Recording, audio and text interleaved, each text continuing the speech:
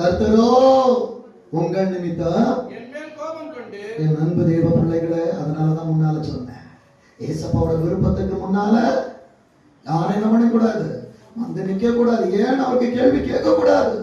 கொடுத்தது அவர் என்றால், உருவாக்கினது அவர் என்றால், எடுத்துக்கொள்ள அவருக்கு அதிகாரம் இல்லையா? வேதம் சொல்லுகிறது பாருங்க, உங்கள் நிமித்தம் என் மேல் கோபம் கொண்டு போதும், இதுக்கு மேல என்கிட்ட பேசாத. வீட்டில் எங்கும் உண்மை உள்ளவன். அந்த மோசேயின் இடத்தில் கர்த்தர் சொன்ன வார்த்தை என்ன தெரியுமா? வாசிங்க பார்ப்போம்.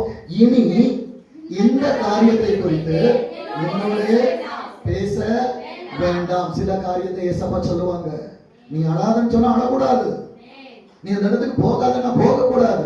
இல்ல ஆண்டவரே, நான் போவ ஆண்டவரேனா ஏசப்பா அவர்கிட்ட பேசவே மாட்டார். எத்தனை